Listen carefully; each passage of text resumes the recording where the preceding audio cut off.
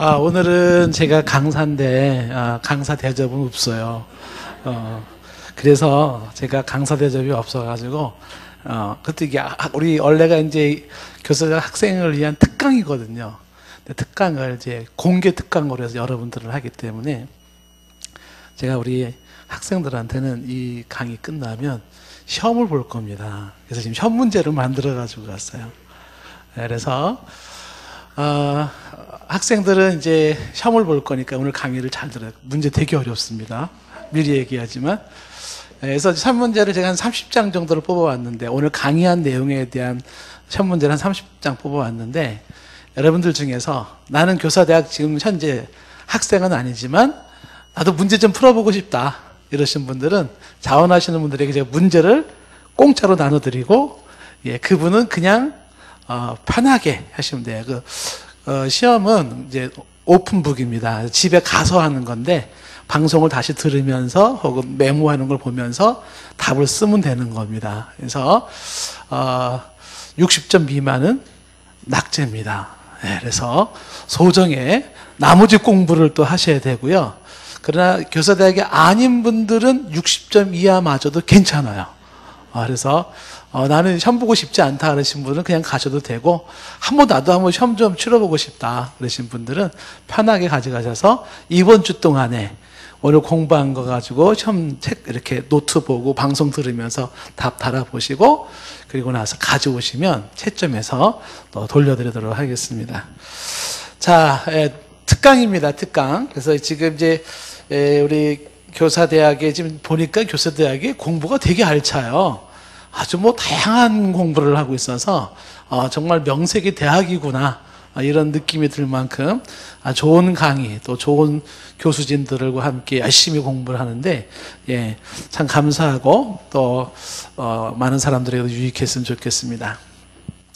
자, 오늘은 이제 교사대학 특강으로 선교 역사에 대한 이야기를 좀 하려고 합니다.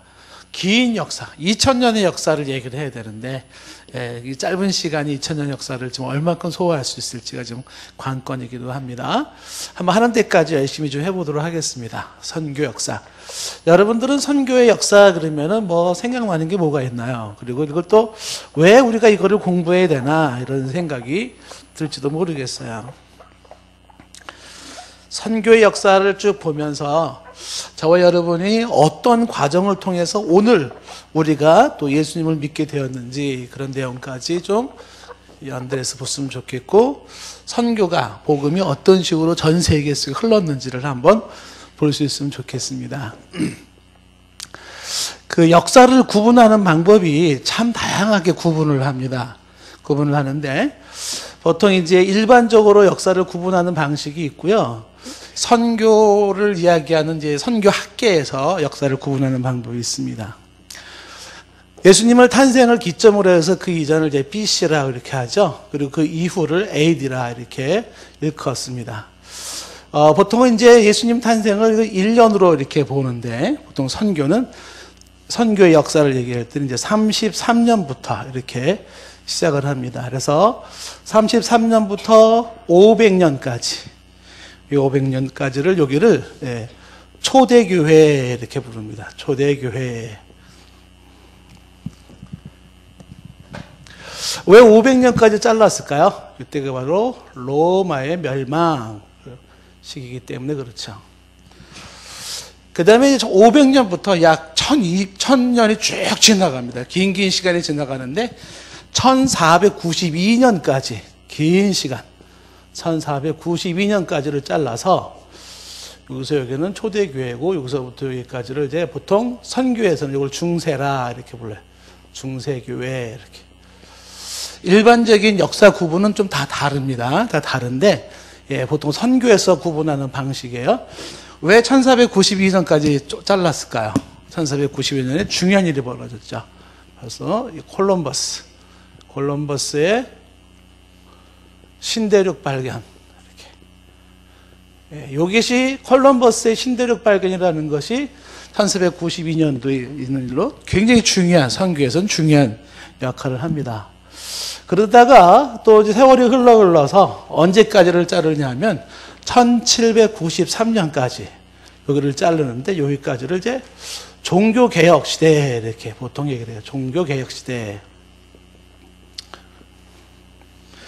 아시다시피 종교개혁이 일어난 거는 1517년이에요. 1517년. 1517년이 이때가 이제 종교개혁이 있었던 시대고, 일반 교회에서는 1648년 정도 베스트팔렌 조약이 있을 때까지 하지만 1793년으로 선교 역사는 꼽습니다. 왜 그랬을까요? 이때는 선교에서 중요한 시기이기 때문에 그래요. 1793년도에가 바로 윌리엄 캐리라고 하는 사람이 개신교 선교를 시작을 해요. 다시 말하면 개신교 선교의 공식적인 시작은 언제부터냐면 1793년부터예요. 그래서 1793년까지 이렇게 얘기를 합니다. 그래서 이제 1793년부터 2차 세계대전이 끝나는 1945년까지 이제 여기를 보통 근대교회 이렇게 얘기를 하죠. 2차 세계대전은 바로 1945년도에 끝났습니다. 그래서 2차 세계대전 끝난 거. 그리고 지금 현재 우리가 몇 년도에 살고 있죠? 너무 어려운 질문했죠? 2017년. 자, 여기까지 지금 쭉 가고 있는 여기를 이제 보통 현대 이렇게 얘기를 하죠. 현대교회. 그러니까 교회가 이제 예수님 탄생을 기점으로 해서 33년이라고 한 날짜를 꼽아가지고 요 33년 이전은 이제 신약 성경의 시대라고 볼 수가 있고요. 34년부터 쭉 이렇게 2017년까지 초대를 거쳐서 중세를 거쳐서 종교개혁을 거쳐서 근대를 거쳐서 현대를 거쳐서 왔다.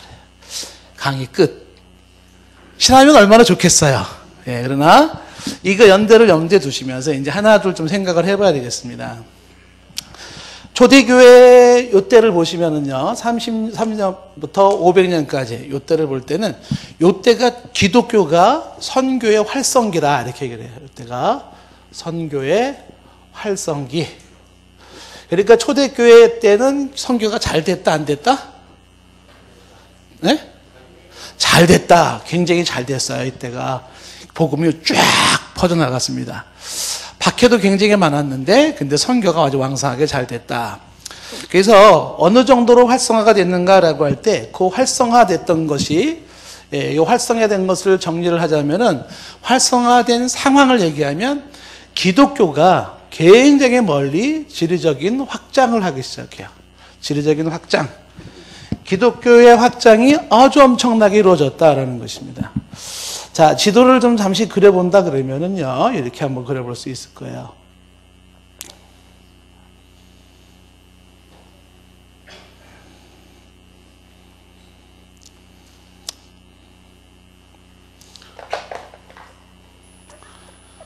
저를 조금 더 이렇게 올라오는 게 좋을 것 같아요.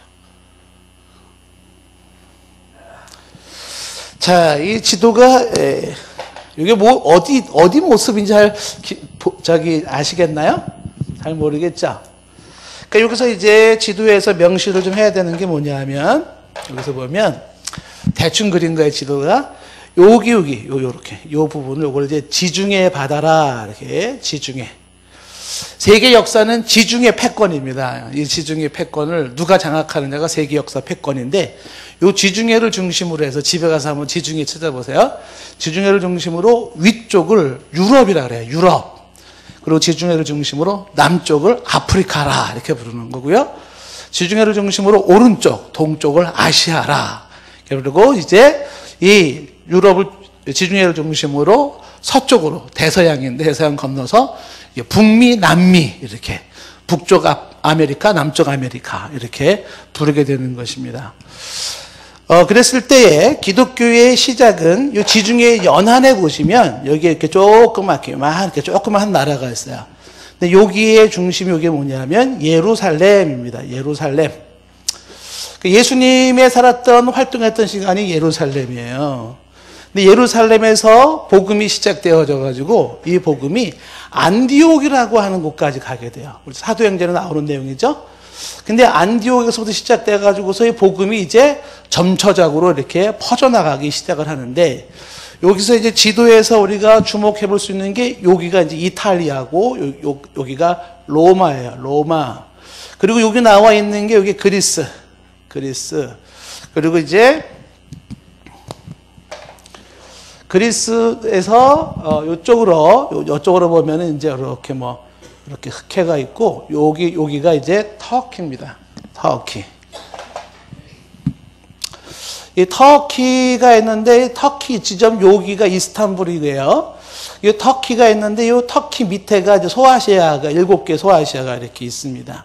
이렇게 있어서 그리고 이제 여기 조금 삐쭉 나온 데가 여기 이집트인데 이집트의 수도야 알렉산드리아. 예, 알렉산드리아 이렇게 됩니다. 예, 그리고 이제 이쪽에 툭 튀어나온 데 있죠. 여기서 요만큼. 여기가 이제 포르투갈. 그 다음에 여기가 이제 스페인.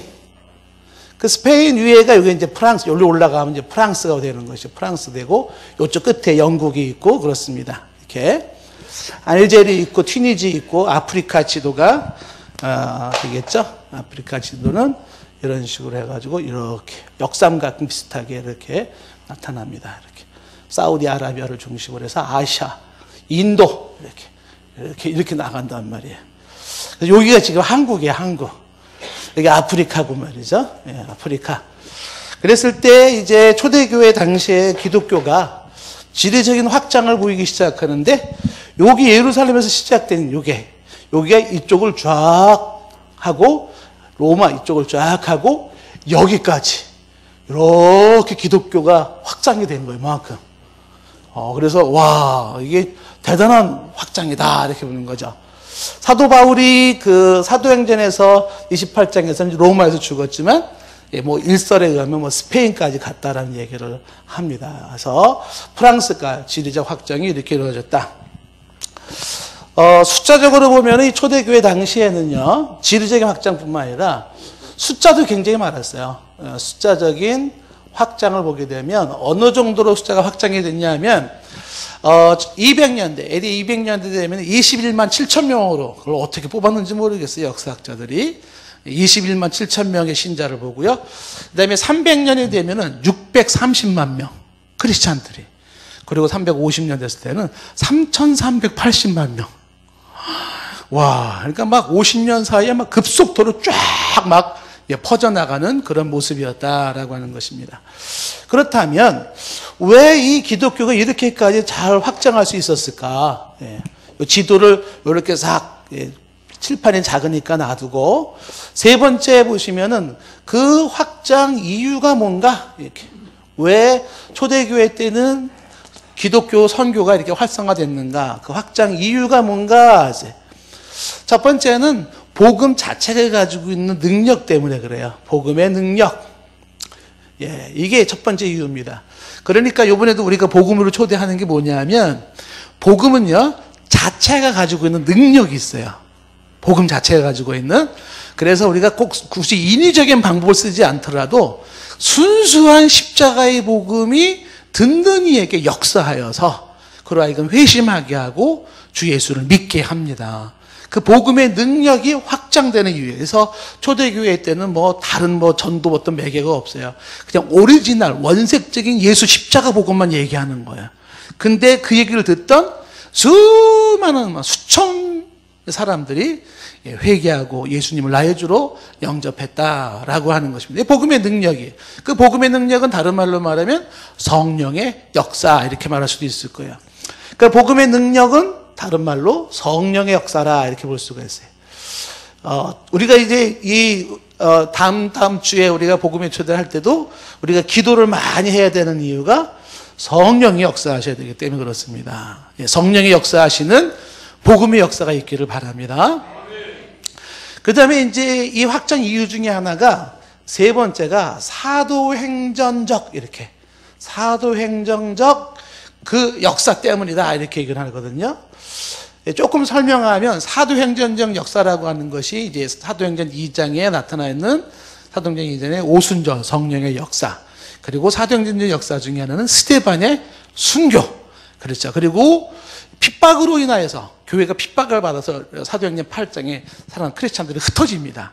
근데 그 핍박이 사도행전적 역사로 기독교 확장하는 오히려 도구가 돼요. 도움이 됩니다. 핍박이. 왜 그러냐면 핍박을 받다가 사람들이 흩어져요. 이렇게. 한 곳에 있지 못하고. 그 흩어지는 게 뭐냐 하면 마치 폭탄의 파편이 터지는 것과 같은데 그 흩어진 크리스찬들이 흩어진 곳에서 뭐를 하냐면 거기서 복음이 다시 싸게 나는 거예요. 그래서 사도행전 역사 중에 하나는 기독교 핍박이라고 하는 그 핍박이 만들어 놓았던 요소도 사도행전적 요소라고 할 수가 있습니다. 사도행전적 이유 중에 또 하나를 꼽는다면 뭘 꼽을 수 있냐면 바로 헌신인데, 여러분 사도행전 보시면은 처음에 베드로나 후반부에 바울이나 뿐만 아니라 이 12제자들 그리고 주변의 성도들이 굉장히 헌신적이에요. 그러니까 복음을 위한 목숨을 건 헌신자들이 그렇게 많았었다. 자, 이게 사도행전적인 그 이유인데, 그 사도행전적인 역사의 그 이유가 초대교회의 복음을 확산시켰다. 뭐 지금도 마찬가지예요. 지금도 성령의 역사하고 그다음에 핍박 순교자들이 막 나오고 핍박이 강할수록 기독교들은 막 무장하고 눈에서 빛이 나잖아요. 번쩍번쩍 빛이 나고 복음을 위해 헌신하죠. 죽음을 목숨을 내놓고 헌신하고 뭐 이러면 기독교가 막 터지는 거예요. 이 기독교가 배부르고 등 따시고 편안하면 이 기독교가 죽어요. 정말 어려움 속에 힘든 속에 이때 기독교가 막 강하게 폭발력이 생기는 건데, 그게 바로 이제 확장 이유 중에 하나였었다라는 것이고요. 확장 이유 중에 네 번째 하나가 또 뭐가 있냐면, 그것은 당시에 이 일대를 다스리는 게 이 로마라고 하는 제국이, 로마라고 하는 이 도시가 이 일대를 쫙 다스리는 제국을 형성을 했었어요. 그래서 로마의 통치가 결국은 기독교의 확산, 성교의 활성에 한 몫을 했다. 이게 하나님이 일하신 오묘한 섭리예요. 왜 이 로마의 통치가 복음 확산에 도움이 됐냐 하면 여러 가지가 이유가 있는데, 로마에서 강조하는 것이 몇 개가 있어요. 어떤 걸 강조했냐면 첫째가 팍스 로마나를 강조했어요. 그러니까 평화의 로마를 강조하는 건데, 그래서 이 로마는요 평화를 유지하는 그 역할을 로마가 합니다. 그래서 다양한 정책이 이 평화 유지 정책에 나타나기 시작해요. 그래서 이때는 전쟁이 없는 평화기, 로마가 천하를 통일하며 대립과 민족과 민족 간의 대립이 없는 그런 팍스 로마나 평화의 로마를 만드는 그것은 복음이 또 계속 뻗어나갈 수 있는 하나의 기회가 되었다라는 것이고요. 로마의 통치가 선교 활성화에 미쳤던 영향 또 하나가 뭐냐면 바로 로마가 강조하고 있는 게 도로입니다. 도로. 길을 너무 잘 닦아놨어요. 그래서 선교하기가 너무 좋았다. 아시다시피 모든 길은 로마로 이렇게 할 만큼 지금도 가면 이제 막 그 시골길도 바위로 쫙 깔아놓은 볼 수가 있어요. 그래서 이렇게 길을 잘 닦아놓음으로 말미암아 복음이 확산될 수 있었다라고 하는 것이고요. 그 다음에 이 로마가 중심이 되다 보니까 세계 사람들이 이 로마로 다 몰려요. 그러니까 사도 바울이 자꾸 로마를 가고 싶었던 이유가 그거예요. 여기서 터지면 어떻게 해야 된다? 복음은 세계로 뻗어나가게 되어 있거든요. 그런 이제 로마가 중심이 되고 있다라고 하는 것이 복음의 센터가 된다라는 것이 있고요. 그 다음에 또 하나는 이 로마 통치가 선교에 도움이 되었던 이유 중에 하나가 뭐냐면, 이때 당시 로마가 전체를 언어를 통일을 시켜버려요. 그게 코인의 헬라어라고 하는 걸 통일을 시켜가지고 그 헬라어라는 통일된 그런 언어가 세계 복음화를 이루는데 한 몫을 하게 되었다라고 하는 것입니다. 그래서 이때 당시에는 이런 요소들로 인해서 기독교가 이렇게 쫙 커지고 지리적인 확장, 숫자적인 확장이 이루어졌다라는 것이에요. 그 다음에 이때 당시에 선교의 특징이 어떠했는가? 초대교회는 이때는 선교의 특징이 313년에 콘스탄틴 황제를 중심으로 해서 콘스탄틴 황제에 의해서 313년에 이 사람이 기독교를 로마의 국교로 만들어요. 국교로 만들어요. 그러니까 콘스탄틴 있기 이전에는 뭐 네로 황제나 이런 사람을 통해 가지고 어떻게 해요? 뭐 수도 없는 핍박이 있었지만 콘스탄틴 황제가 이 사람이 주님을 만나요. 전쟁터에서 하늘의 십자가 환상을 보고 만나서 그 사람이 크리스찬이 되면서 드디어 로마의 기독교가 국교가 되어버립니다. 핍박받던 기독교가 뭐가 되냐면 기독교 핵심 기독교가 국교가 되어버리는데, 그 콘스탄틴의 국교가 되는 313년 이전과 이후의 선교의 특성이 조금씩 달라요. 그러니까 이전에는 특성이 뭐냐 하면 선교가 무조직 선교예요. 처음에는 이때 당시 콘스탄틴 황제 이전에는 어떻더라? 무조직 선교. 무조직 선교라는 게 뭐겠어요? 선교에 대한 조직이 없고 선교에 대한 계획이 없어요. 그냥 자발적으로 누구나가 그냥 막 선교를 막 나가는 거예요. 뭐 군인이, 노예가, 상인이 이런 사람들은 뭐 훈련도 없고 파송도 없고 무슨 뭐 어떤 위임도 없습니다. 그냥 무조직으로 나간 거예요. 그렇게 막 무조직으로 뻗어나가면서 콘스탄틴 황제 이전에는 두 번째가 어떤 특징이 있었냐면 이때는 굉장히 많은 순교자들이 나왔어요. 순교자들이. 기독교를 국교로 했지만 그러나 순교가 굉장히 많았었다라는 것이 특징입니다. 그 다음에 이제 이때 당시에 이전의 특징 중에 하나가 뭐냐면 선교 특징 중에 하나가 뭐냐면 이때 기독교가 굉장히 사람들한테 아주 호감이 되어지고 관심을 갖게 되고 기독교로 돌아오는 확률이 높았던 이유가 뭐냐면 당시에 크리스찬들의 삶입니다. 크리스찬들의 삶. 크리스찬들의 당시의 삶이 뭐냐면 상당히 정직하고 그리고 행함과 사랑에 본이 되어졌어요. 행함에 본이 되어지고 사랑에 본이 되어지는 것은 보는 이로 하여금 듣는 이로 하여금 기독교의 매력을 갖게 했고 들어오게 됐다. 그러면서 콘스탄틴 황제 이전에는 이 선교에서 굉장히 아픈 문제점이 발견되는 게 뭐냐면 아직까지 이때는 기독교가 정립이 안 돼가지고 이때는 교리가 굉장히 혼란스러웠다. 교리적인 혼돈이 있었다. 이렇게 보는 것입니다. 그러면서 이제 콘스탄틴 황제 이후에는 어떻게 됐을까요? 콘스탄틴 황제 이후. 그 이후에는 이제 앞에서 나와 있던 부분들이 보완되기 시작해요. 잘 안 보이죠, 지금? 가려가지고? 말로만 들으셔야 될 것 같아요. 콘스탄틴 황제 이전에 무조직적인 선교가 콘스탄틴 이후로는 어떻게 됐을까요? 조직적인 선교가 이루어지기 시작했다라는 것입니다. 조직적인 선교. 그래서 이제 울필라스 이런 사람들이 지금의 독일 예전에 고트족이라고 했는데 거기를 체계적으로 선교를 하면서 그 울필라스라는 사람이 선교 최초의 번역 선교사야. 번역 선교사. 그러니까 고트족 언어로 성경을 번역했던 사람 울필라스. 그 다음에 마틴 투어스 이런 사람들 있던 사람들 능력대결 좀 이따 제가 설명할게요. 선교를 뭐로 하냐면 영적 전투로 능력대결로 나간 사람들이 있었어요. 이런 식으로 뭔가 굉장히 조직적으로 나가면서 이때의 교리적 혼돈이라고 하는 것을 콘스탄틴 이후에 교리적인 이 혼돈이 잡히기 시작해요. 그게 뭐겠어요? 바로 각종 기독교 회의가 열리기 시작하는데 뭐 니케아 종교회의라든지 칼케톤 종교회의라든지 이런 걸 통해서 지금 우리가 신앙 고백하는 예수님이 하나님이시고 인간이시고 삼위일체 되시고 이런 교리가 자자자작 정립이 되어지면서 교리적 혼돈을 극복한 그때 시기였었다 이렇게 보는 거예요. 그러면서 이제 이 313년 이후에 기독교가 선교의 한 몫을 감당한 게 뭐냐면 그러면서 서서히 기독교의 사람들의 매력을 가지면서 수도원 운동이 생기기 시작해요. 수도원. 그 수도원 운동이 중세 때에 쫙 이루어지는데 그 중세 때의 수도원 운동이 결국은 나중에 이때는 지금 여기 17년까지는 여기 다 가톨릭이에요. 이 중세의 수도원 운동이 있던 그때의 기독교, 엄밀히 말하면 가톨릭이지만 그때 이 수도원에 있던 사람들이 다 나중에 선교사 자원자들이 돼버려요. 그런 역할을 하는 게 이제 기독교 국교가 되었던 콘스탄틴 황제 이후의 모습이다라는 것이에요. 자, 그러면서 이제 초대교회 당시에는 이렇게 예수로부터 시작된 복음이 지리적으로 숫자적으로 이러한 이유에 의해서 이런 특성상 쫙 퍼져 나갔다라고 하는 것입니다. 그렇다면 중세로 넘어와서 이제 500년 이후로 쭉 보겠습니다. 중세로 넘어왔어요. 중세.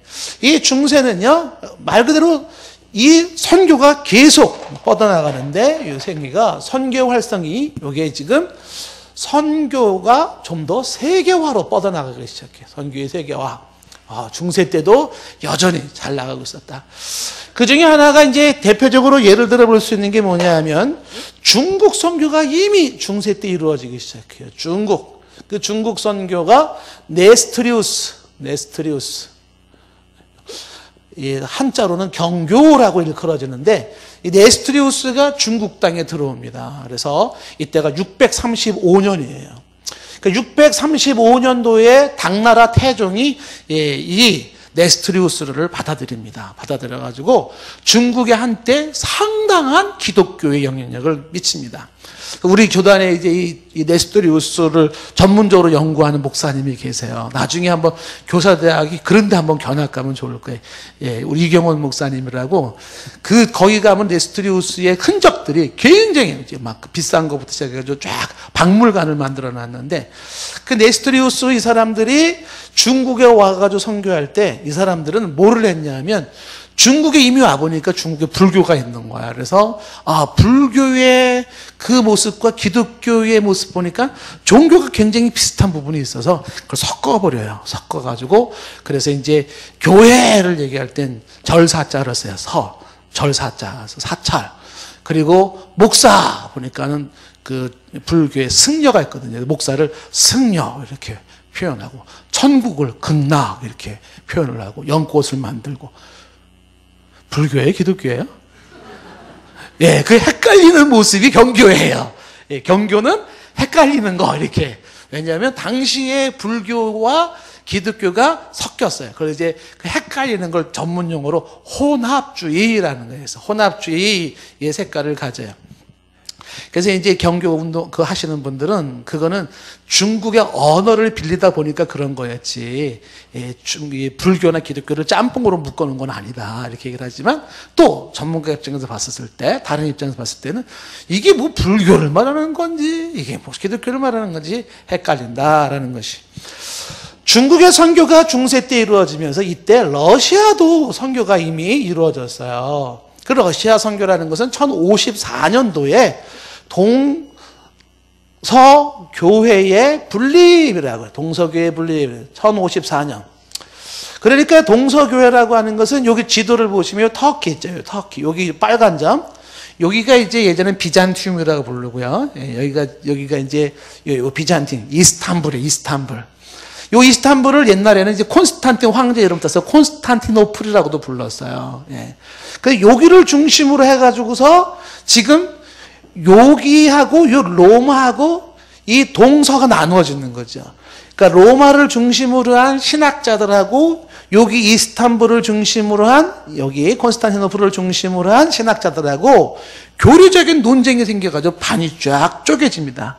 쪼개지는데 결국 누가 대세를 이뤘냐면 로마가 이긴 거예요. 그래서 이제 1054년을 기점으로 해가지고 카톨릭을 로마 카톨릭 그러는 거예요. 왜 카톨릭에 로마를 왜 붙이냐면 그 이유가 바로 이거예요. 그래서 로마 카톨릭을 붙임으로 해서 로마 카톨릭이 나오고 그 다음에 동방교회라고 하는 동방 카톨릭이 생겨요. 동방 카톨릭. 근데 동방 카톨릭이 너무 미세해. 그러다 보니까 서방에 로마 카톨릭의 대세를 이뤄서 카톨릭 그러면 로마 카톨릭이 돼버리는 거예요. 그럼 여기서 이제 동방교회, 서방교회가 나눠지면서 서방에 로마 카톨릭이 생기고 여기 있던 동방 카톨릭은 어떻게 됐을까? 요 사람들은 여기 그리스 이쪽에 그리고 불가리아 뭐 이쪽은 나중에 가지만 요 위가 러시아예요. 러시아로 들어가 버리는 거예요. 그래서 이미 러시아 선교는 동방, 서방 나누어지면서 러시아 선교가 이루어지고 있었다. 이렇게 볼 수가 있어요. 근데 중세에서는 세계가 선교가 되는 데 있어서 가장 큰 이슈가 되는 게 뭐냐면 바로 이슬람이라는 것이에요. 그래서 이슬람 선교가 여기에 큰 관건이 됩니다.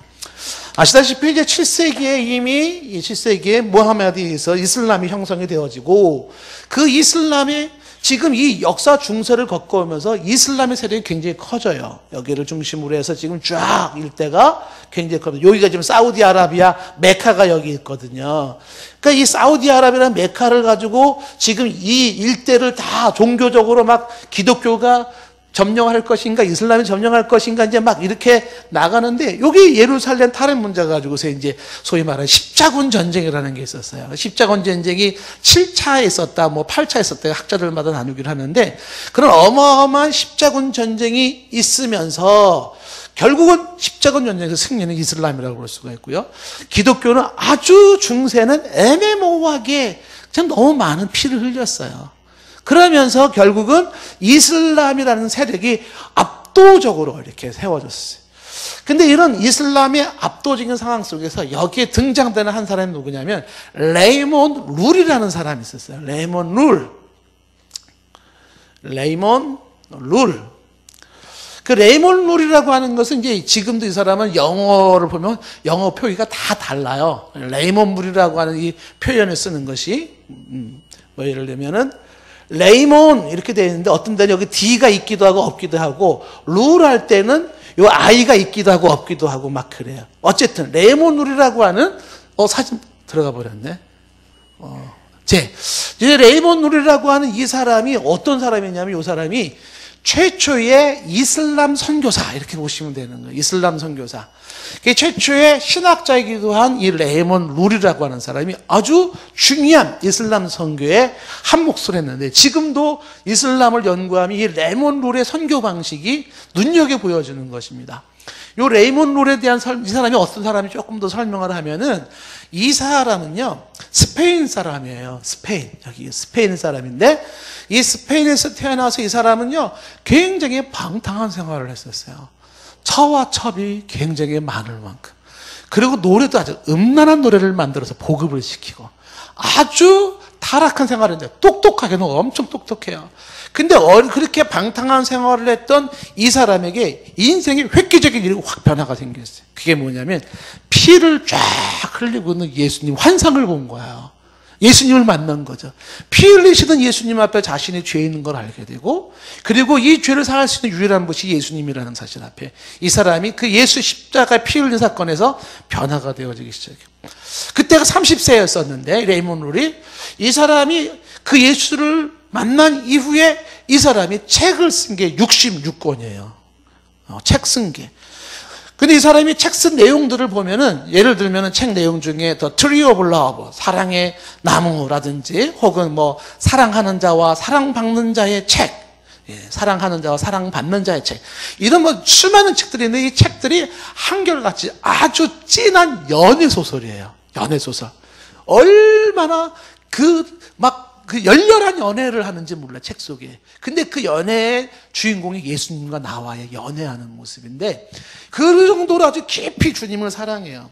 그러니까 레이몬 룰은 어떻게 했어요? 그 사랑하는 주님을 향해서 어떻게 하든지 이 주님을 전하고 싶었던 거예요. 그 전하고 싶은 마음이 너무 굴뚝 같은 상황에 레이몬 룰의 집에 이슬람을 믿는 무슬림 노예가 한 명 있었어요. 그에게 전하는 거죠. 예수를 믿어라. 예수님이 유일한 구세주다. 그러니까 이 노예가 하도 예수 믿어라 그러니까 화가 났던 거예요. 그래가지고서 주인을 레이몬 룰한테 지겹습니다. 그만 좀 얘기하십시오. 라고 이 노예가 화를 낸 거예요. 이 노예도 한 성깔 하는 노예였던 것 같아요. 그러니까 순간적으로 레이몬 룰이 너무 답답해가지고 그 노예의 따귀를 팍 때렸어요. 그러니까 노예도 승질이 나가지고 칼을 가져와가지고 레이몬을 찔러버리는 거예요. 칼을 가지고. 그래서 레이몬은 죽지는 않았지만 그 칼부림 사건이 동네에 소문이 쫙 나버린 거예요. 그래서 그 사건 때문에 이 레이몬 룰의 그 노예, 무슬림이었던 노예는 동네 공개 재판으로 사형당해 죽어버렸어요. 그래서 레이몬 룰은 그 죽은 그 노예를 생각하시면서 가슴이 아파요. 그래가지고 이 레이몬 룰은 남은 생애를 무슬림 이슬람 선교에 헌신하기 시작을 하는 거예요. 나는 평생 내 빚을 갚기 위해서 이슬람 선교를 하겠다. 그래서 이 사람이 레이몬 룰이 이슬람을 선교를 하는데 이슬람을 선교할 때 이 사람이 강조하는 게 하나가 있어요. 그게 뭐냐면 이슬람 선교는 칼과 창으로 이루어지지 않는다. 그러면 이슬람 선교는 뭐로 이루어질까요? 칼과 창으로 되지 않으면 뭐로 이루어질까요? 이 레이몬 룰이 얘기하는 것은 사랑과 기도와 그리고 얘기하는 것이 눈물과 피예요. 이슬람은 칼과 창으로 되어지는 게 아니라 사랑과 기도와 눈물과 피로써 이슬람이 선교가 되어지는 것이다. 그러면서 이 사람이 북아프리카의 튀니지, 북아프리카 튀니지, 요 정도 되겠죠? 북아프리카 튀니지. 여기를 가가지고 끈질기게 그 아프리카 사람들의 무슬림을 생각하고 복음을 전하다가 돌을 그렇게 많이 맞았어요. 돌 맞으면요, 정신은 죽었다가 깨어나가 왔다가 또 가서 또 돌 맞고 또 돌 맞고. 그래서 결국은 거기 가가지고요, 돌에 맞아서 81살에 죽었어요. 레이먼 룰이. 그 81살에 죽으면서 레이먼 룰이 지금 이슬람 선교에 대한 몇 가지 교훈을 남겨놓고 돌아가셨어요, 이분이. 선교를 할 때는, 이슬람 선교는 사랑과 기도와 눈물과 피로해야 된다라는 것과 함께 이슬람 선교에서 중요한 것 중에 하나가 언어를 마스터해야 된다. 언어. 그러니까 언어의 중요성. 그 다음에 선교를 하기 위해서 필요한 것은, 이슬람 사람들은 때로는 언어가 안 될 수가 있어요. 문서 사역을 하라라는 것이고요. 여기 칼과 창이 아닌 사랑과 기도라는 이야기에서 강조하는 것이 뭐냐, 특히 이들을 선교할 때는 인내가 필요하다. 인내. 이 사람들의 변화는 설교로만 이루어지는 게 아니라 흘린 눈물만큼, 흘린 피만큼, 그 다음에 흘린 그 고통만큼, 그만큼 그들이 변화가 된다. 그러니까 그들을 변화시키기 위해서는 많이 울어야 되고, 많이 피를 흘려야 되고, 많이 고통해야 된다. 이게. 그래서 인내를 요구하는 것이 그들을 선교라고 이야기를 하고 있었던 것이에요. 그러면서 기독교를 무작정 믿어라! 이렇게 할 것이 아니라, 왜 믿어야 되는지 기독교를 변증하라. 이게 강조하는 것이고요. 그 다음에 선교사들을 훈련하라. 선교사들을 훈련해서 무작정하지 말고 훈련된 사람이 선교하게 하라. 그리고 또 하나 강조하는 게, 선교는 반드시 복음적으로 해야 된다. 복음적 선교를 강조하는 게 이슬람 선교의 중요한 모습. 그래서 이 사람의 이 영향으로 인하여서 선교사 훈련 학교가 세워지기도 하고, 이 사람의 업적으로 말미암아 유럽의 옥스퍼드 대학과 파리 대학에 최초로 아랍어과가 생기기 시작했어요. 그리고 이 사람으로 말미암아 기독교와 이슬람, 십자군 전쟁으로 인해 가지고 막 싸웠던 그 전쟁이 서로 대화로의 문을 열어놓았다. 이렇게 보는 것이. 자, 그럼에도 불구하고 이 이슬람 선교는 그렇게 큰 효과는 보지는 못했어요. 자, 그런데 이때 중세에는 중국과 러시아와 이슬람 선교와 함께 이때 또 어떠한 선교가 있었었냐면, 몽골에도 복음이 들어갔었어요. 몽골 선교가 있었었다. 그 몽골 선교에서 대표적인 사람을 꼽을 수 있는 게 뭐냐면 쿠블라이 칸이라는 사람이에요. 쿠블라이 칸. 따라해볼까요? 쿠블라이 칸. 예, 보통 이 쿠블라이 칸은 징기스 칸의 손자거든요. 그래서 몽골의 칸은 왕이란 뜻이에요. 왕. 그래서 칸 쿠블라이 이렇게 부르기도 하는데, 이 쿠블라이 칸이 그 징기스 칸에 의해 가지고서, 이제 여기 보시면 여기가 지금 인도, 여기가 지금 뭐 베트남 그러잖아요. 여기 한국이잖아요. 그럼 이쪽이 다 중국이란 말이야. 이만큼이 중국이에요.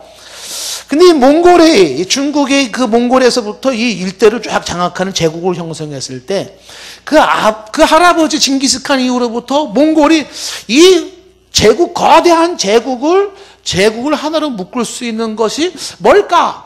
그게 이게 쉽지가 않은 거예요. 그래서 종교를 하나 묶어봐야 되겠다. 종교. 그런 생각을 가졌는데, 이 쿠블라이 칸이 그렇게 생각을 한 게, 마르크 폴로가 만나가지고 복음을 들은 거야. 그래서 그 마르크 폴로를 통하여서 쿠블라이 칸이 교황청에다가 제안을 하기를, 선교사를 좀 보내주십시오 그랬어요. 선교사 100명을 보내주십시오. 그러면 어떻게 된다? 이쪽 일대 아시아 전역을 기독교 국가로 만들어 버리겠습니다. 왜?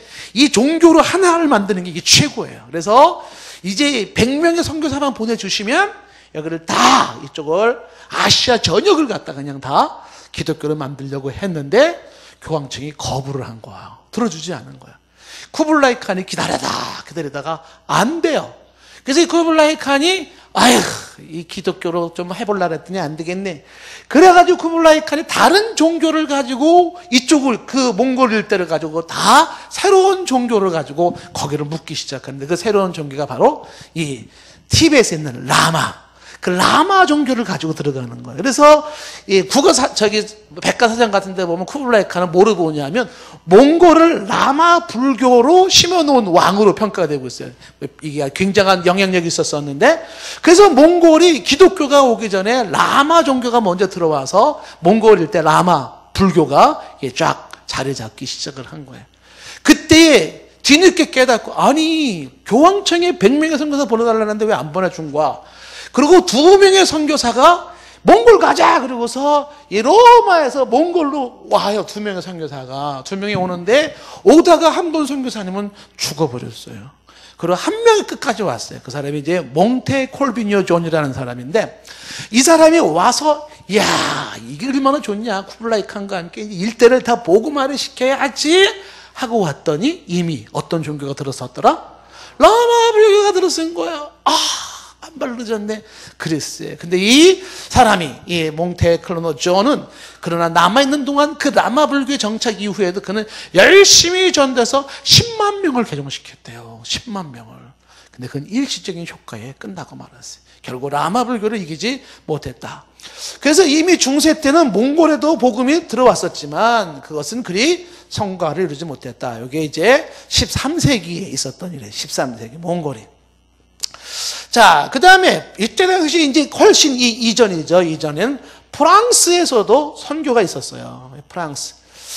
여러분, 이 몽골이나 중국이나 프랑스나 일본은요, 아주 선교의 굉장히 미스테리한 나라들입니다. 왜 기독교가 뿌리를 못 내릴까?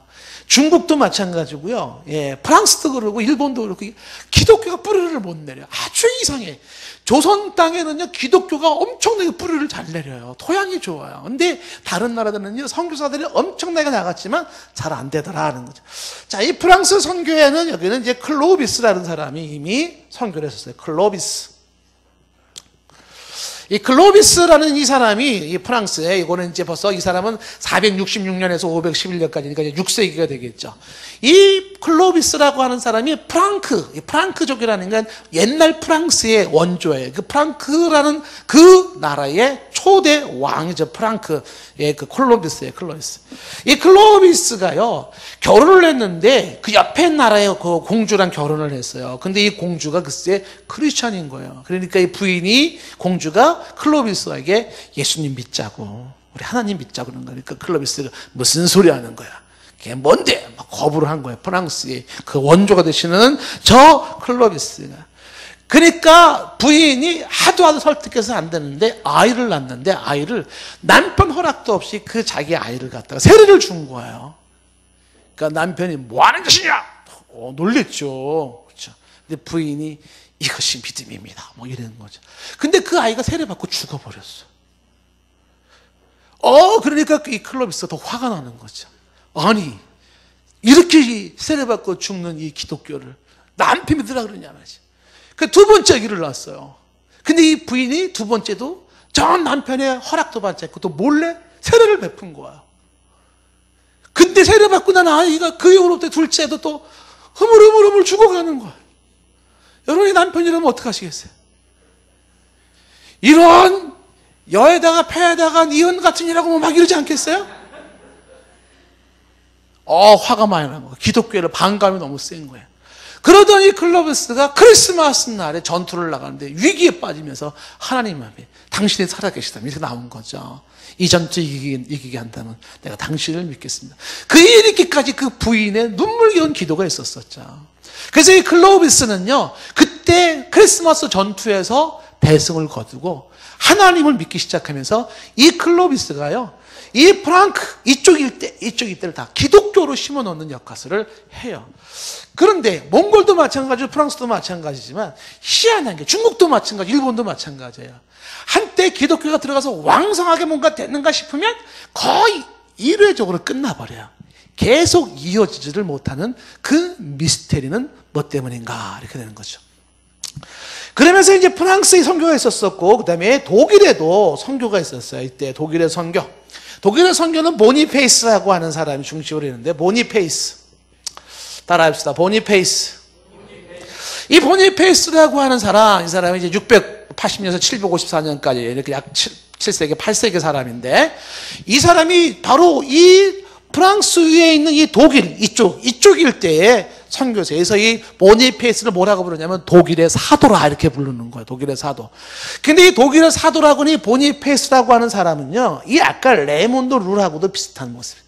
이 보니페이스는 뭐냐면요, 선교, 이 복음은요, 냉랭한 마음 가지고는 안 된다는 거예요. 성령의 역사가 있어야 되고 뜨거움이 있어야 된다는 겁니다. 그래서 이 사람은 얼마나 열정적이었냐면 당시 독일의 사람들이 정령숭배라 그래가지고 막 무당하고 막 이런 사람들, 그 다음에 사람들을 갖다 마술을 행하고 막 이런 게 흥행됐는데 그게 어디서 일어났냐면 큰 동네 참나무 밑에서 이루어졌어요. 참나무 밑에다가 막 차려놓고서 막 그런 정령들을 숭배 그러는데 이 보니페이스라는 이 사람이 그 많은 사람들의 예배 터전인 그 참나무를 도끼로 찍어버리는 거야. 그냥. 어이구, 죽으려고 환장한 거죠. 팍팍팍. 그 사람들이 건들지 마라. 건들면 우리의 신이 노하신다. 막 발을 떨어요. 노하긴 뭘 노하냐? 하나님을 믿어야지. 팍 잘라놨는데 그 참나무 신이 노했을까요? 하나도 노하지 않는 거예요. 그래서 사람들은 이상하다. 왜 노하지 않지? 근데 들려지는지 뭐 야산지도 모르겠지만 그 잘려진 참나무 조각들이 갑자기 툭툭툭툭툭툭 막 움직여. 움직이면서 잘라진 그 참나무가 십자가를 만드는 거야. 이렇게 십자가로 딱 세워져. 사람들이 너무 놀란 거예요. 그래가지고 그때 수천 명이 회개하고 돌아갔대요. 이 보니페이스가 강조하는 게 뭐냐면 선교는 영적 전투다 이거예요. 그래서 선교적 용어로 이걸 뭐라고 말하냐면 능력 대결이라고 그래요. 능력 대결. 파워 인카운터라고 하는 건데 선교라고 하는 것은 능력으로 대결하는 것이다. 이걸. 그래서 거룩한 참나무 사건을 통하여서 능력 대결의 선교로 독일에 복음을 심은 사람이고 이 사람은 이 영적 전투와 함께 선교에서 여자를 활용하라. 그래서 여자들. 그 크리스찬 그 여자 수녀들을 선교에 동참을 시켜. 그러면서 이 보니페이스가 영적 전투의 선교를 강조하면서 이 사람이 또 하나 이미 이때에 이 사람이 강조한 게 뭐예요? 오늘날 선교에서 강조하고 있는 소위 전방 개척 선교의 문을 열은 거야. 전방 개척 선교. 이 전방 개척 선교라는 것은 프론티어 미션이라고 하는 건데 그게 무슨 얘기냐면 복음의 사각지대. 거기는 누가 간다? 바로 이 뜨거운 열정의 사람이 가는 것이다. 전방 개척. 오늘날에도 선교사님들이 쏠림 현상들이 있잖아요. 안 가는데 너무 안 가고 많은데 너무 많고. 근데 그런 위험 지역, 그 다음에 아주 어려운 낙후된 지역 이런 데 전방 사각지대 여기는 누가 가라? 바로 선교사는 우리가 가야 된다. 이게 이분의 강조에서 보니페이스가 이 사람은 이렇게 내 마음은 언제나 변방을 향하여 있고 예수 그리스도의 이름을 부르지 않는 선교제를 향하여 달려가고 있다. 마음은 늘 변방을 향해 있었어요. 예수 그리스도의 이름을 부르지 않는 선교를 향해 달려가겠다.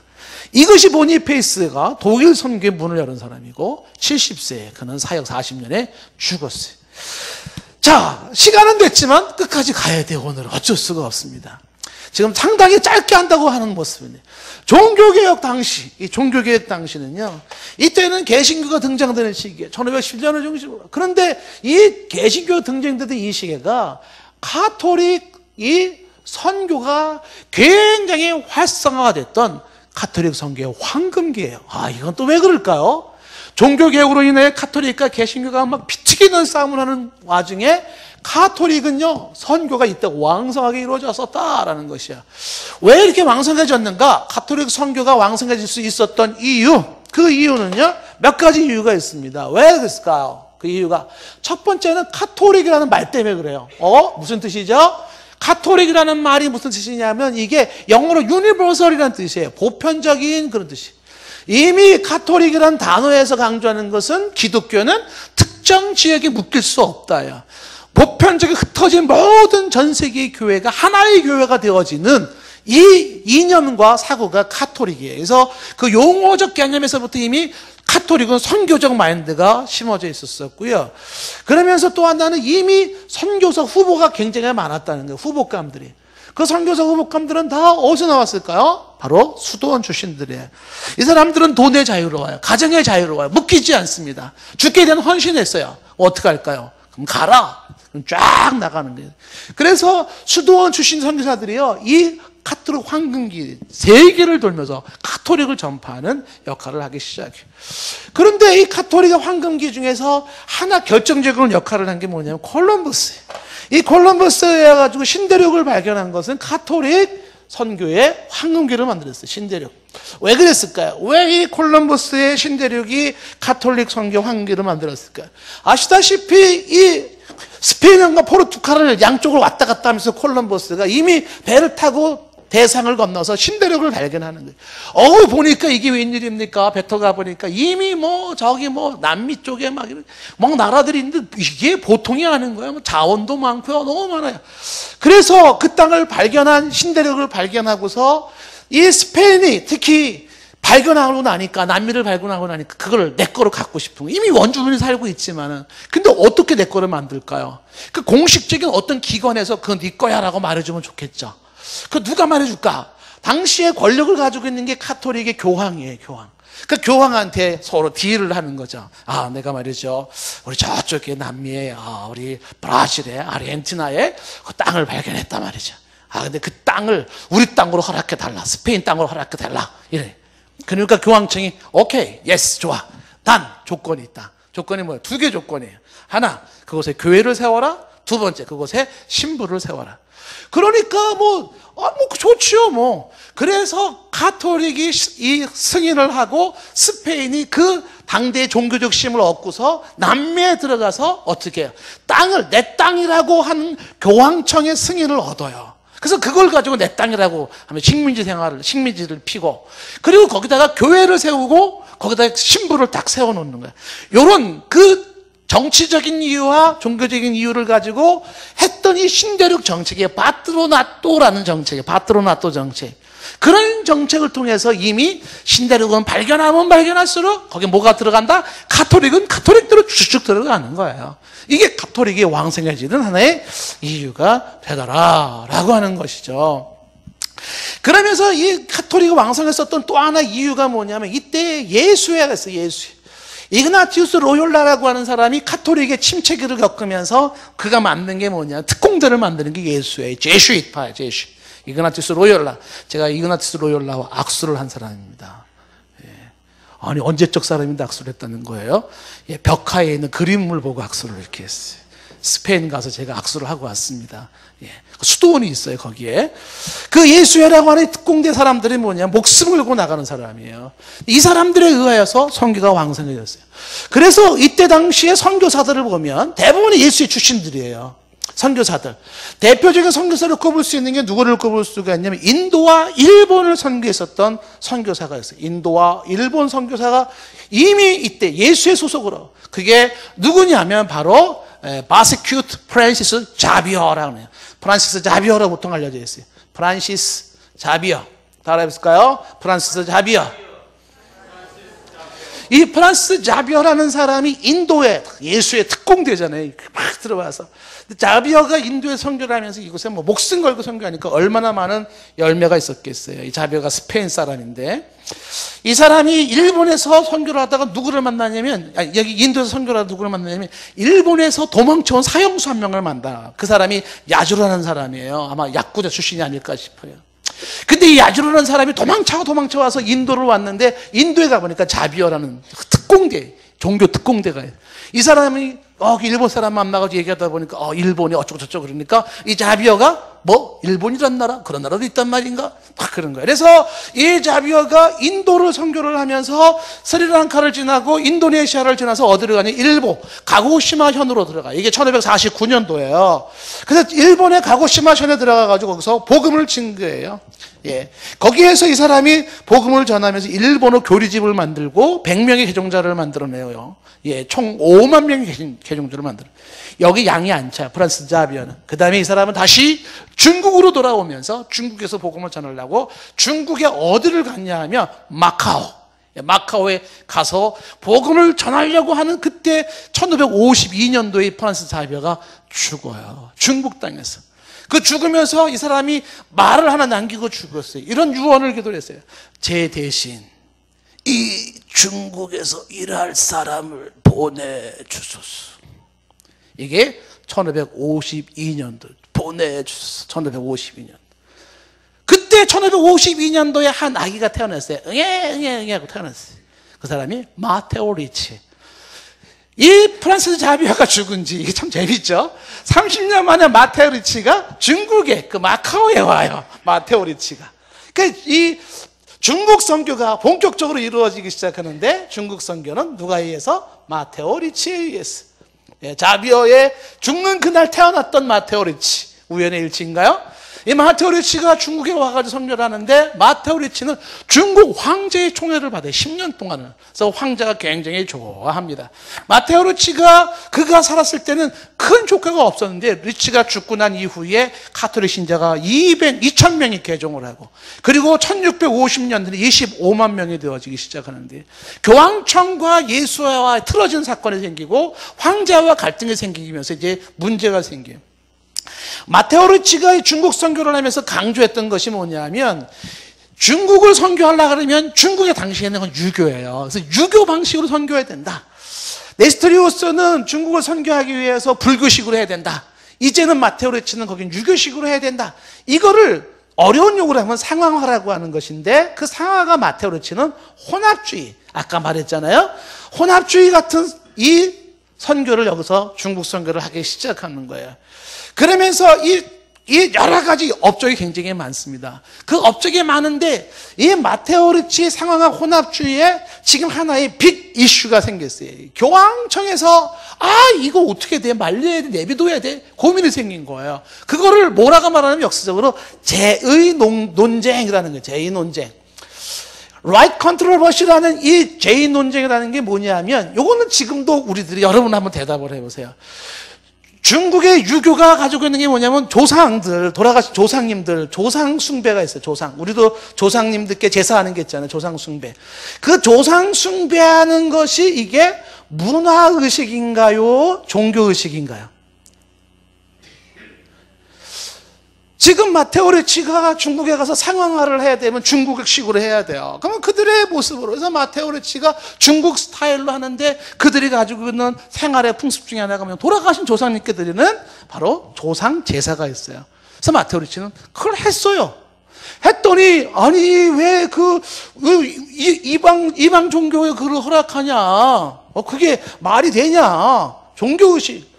그 한쪽에서는 무슨 소리 하는 거냐? 그거는 문화의식이지 종교의식이 아니다. 이렇게 된 거죠. 이 논쟁이 제의 논쟁이에요. 이게 200년 동안 풀지 못한 숙제였어요. 200년 동안을. 그 200년 동안 제의 논쟁이 있다가 1900년도에, 1939년도에 이것은 문화의식이라는 결론이 나왔군요. 그래서 카톨릭은 지금도 제사를 허용하는 거예요. 종교 제사를 허용하는 거예요. 문화의식으로 본 것이죠. 자, 이거는 그럼 뭐가 정답이냐? 이거 쉽지 않은, 이제 많은 얘기가 필요해요. 자, 그러면서 이제 중국 선교 마테오 리치와 함께 필리핀 선교가 이루어지는데, 이 필리핀 선교에서는 핵심 인물이 누구냐면, 필리핀에는 레가스피라는, 따라합시다. 레가스피. 이 레가스피라고 하는 사람이 이 필리핀 선교의 핵심 인물입니다. 1560년에 필리핀 도착해서 사역을 했는데, 약 200만 명의 신자가 개종될 만큼. 이 레가스피가 왜 중요한 인물이냐면, 아시아 최초의 기독교 국가를 만들었어요. 아시아 최초의 기독교 국가. 그 나라가 어느 나라라고요? 필리핀이에요. 필리핀. 그 당연히 있죠. 물론 카톨릭이죠. 그래서 지금도 필리핀의 기독교 국가고 카톨릭의 영향이 대단합니다. 그런데 이 중세 때 이렇게 카톨릭이 왕성하는 황금기를 맞이했는데, 여기에 쇠퇴기가 이루어져요. 쇠퇴. 이게 오래가지 못해요. 그 쇠퇴의 원인이 뭐가 있냐면, 첫째 원인이 뭐냐면, 스페인과 포르투갈이라고 하는 이 나라가 교황청 로마랑 결별을 하기 시작하는 거예요. 야, 너무 간섭이 심하다, 못하겠다. 그래서 스페인과 포르투갈이 로마 교황청과의 분립, 그 분립은 다시 카톨릭이 쇠퇴의 원인을 맞게 되고, 그리고 서서히 아시아 국가를 중심으로 이르렀었던 이 아시아 국가들이 민족주의 의식에 생기면서, 우리 서양 너무 싫다. 서양 배척운동이 생기기 시작해요. 이게 이제 나중에 근세에 와서 더 심해지는 거죠. 그 배척운동이 생기면서 아시아 반대로 인해서 카톨릭이 주춤하게 되는 것이고, 그 다음에 예수회라고 하는 특공대가 있었잖아요. 그 예수회 특공대들이 로마 교황청의 예수회파, 도미니칸파, 프란시스코파, 이 파 싸움에 의해 가지고서 밀려요. 강제 해산이 되어지는 거예요. 그래서 힘을 잃으면서 결국은 쓰러지기 시작을 합니다. 자, 그래서 중세를 전하 근대를 보는데, 이 근대는 지금 예, 1793년부터 이때가 윌리엄 캐럴 개신교가 시작이 되는 개신교가. 끝까지 하면 여러분들은 지금 잘 듣고 계세요. 너무 재밌게 잘 듣고 있지만은, 예, 집에 들어가면 이제 전화를 할 거예요. 목사님, 해대도 너무한 거 아닙니까? 예, 8시면 끝내야 되는 거 아닙니까? 그래서 여기까지를 하고, 다음에, 예, 열화와 같은 성화로 계속 해주세요라는, 예, 얘기가 들어오면 뒷얘기를 이어서 하고, 그냥 끝냅시다. 그러면 여기서 끝내는 거로. 사실 개신교 선교 이야기를 지금부터 해야 되는데 그걸 못한 게 좀 아쉬워요. 네? 우리 추집사님 중심으로 모여주시면 제가 마지막까지 끝까지 시험 문제는 가져가셔야 돼요. 네. 최소한 시험 문제는 여기까지 다 나와 있거든요. 여기까지. 여기는 안 했으니까 여기까지 해당되는 문제로 풀어보셔야 되는 것이죠. 오늘 말씀에 주님이 전하라는 말씀이 있고요. 우리가 로마서 10장 14절 말씀에 전하는 자가 없이 어찌 들으리요 라는 말씀이 있습니다. 전하는 자가 없이 어찌 들으리요. 기독교는 그냥 되는 게 아니라 수많은 사람들의 전하는 선교사들에 의해서 되어졌다는 거. 예.